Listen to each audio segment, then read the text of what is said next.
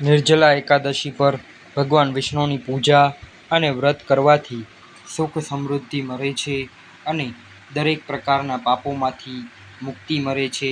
હિન્દુ ધર્મમાં એકાદશી તિથિ અને એકાદશી વ્રતનું વિશેષ મહત્વ છે. એક વર્ષમાં કુલ 24 એકાદશી આવે છે. જે વર્ષે અધિક માસ હોય ત્યારે 26 એકાદશીઓ આવતી હોય છે. પ્રત્યેક એકાદશી તિથિનું વિશેષ નામ છે અને મહત્વ છે. જેઠ માસના સુદ પક્ષની એકાદશીના દિવસે નિર્જરા એકાદશી મનાવવામાં આવે છે.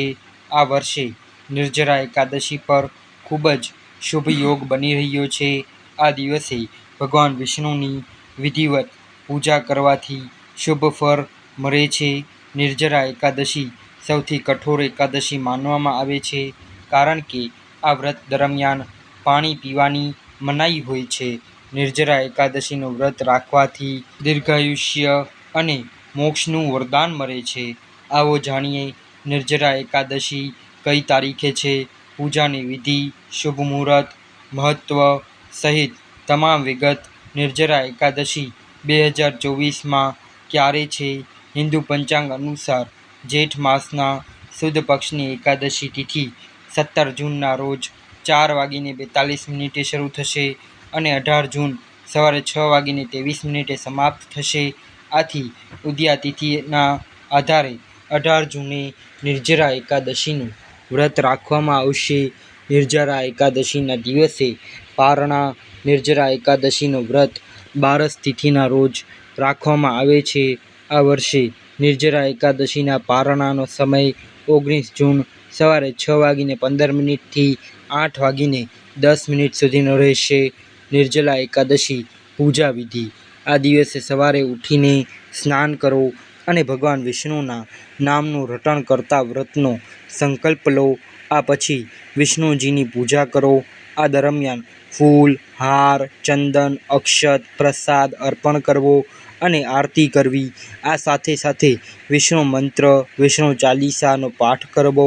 નિર્જલા એકાદશી દિવસે ભગવાન વિષ્ણુના મંત્ર ઓમ નમો ભગવતે વાસુદેવાય મંત્રનો જાપ કરવો. નિર્જરા એકાદશીનું મહત્વ. નિર્જલા એકાદશીને મોક્ષદાયિની એકાદશી પણ કહેવામાં આવે છે. આ દિવસે પાણી લીધા વગર આખો દિવસ વ્રત રાખવામાં આવે છે અને બીજા દિવસે એટલે કે બારસ તિથિએ વ્રત ખોલવામાં આવે છે. તે સૌથી મુશ્કેલી એકાદશી માનવામાં આવે છે. આ એકાદશીને ભીમસેન પાંડવ એકાદશી કે ભીમ અગિયારસ તરીકે પણ ઓળખવામાં આવે છે. આ વ્રતમાં લોકો આખી રાત જાગે છે અને ભગવાન વિષ્ણુના ભજન કીર્તન કરે છે. તેમજ ગરીબ અને જરૂરિયાતમંદ લોકોને કપડાં, ભોજન, અનાજ, પાણીનું દાન કરવું જોઈએ. નિર્જરા એકાદશીની કથા.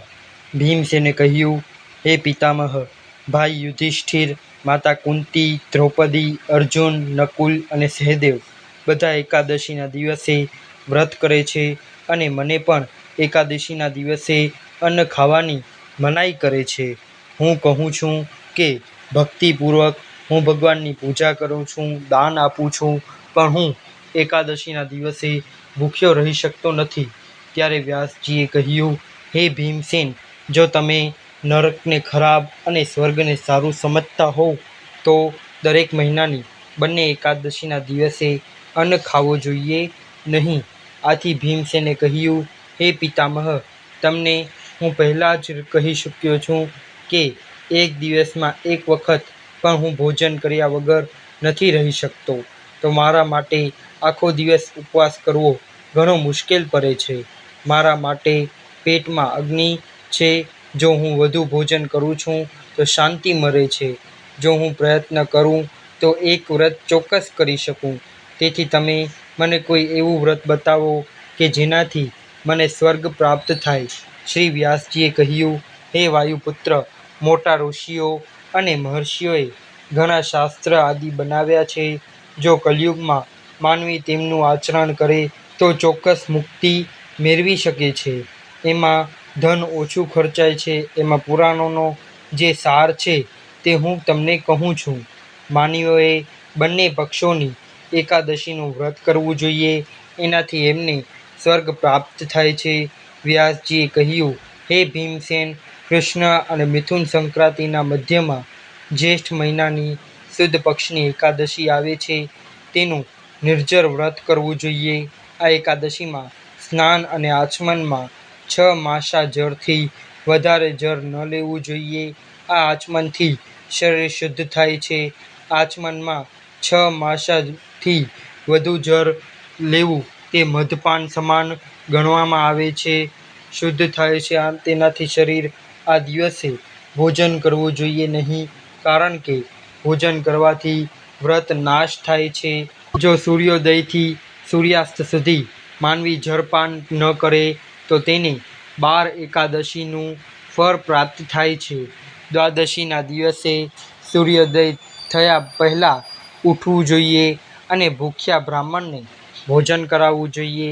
પછી પોતે ભોજન કરવું જોઈએ. આ એકાદશીનું ફળ 1 વર્ષની બધી એકાદશીઓના ફળ બરાબર છે.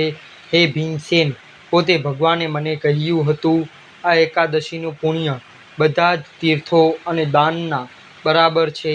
એક દિવસ નિર્જરા રહેવાથી માનવીના બધા પાપોમાંથી મુક્તિ મેળવી શકે છે.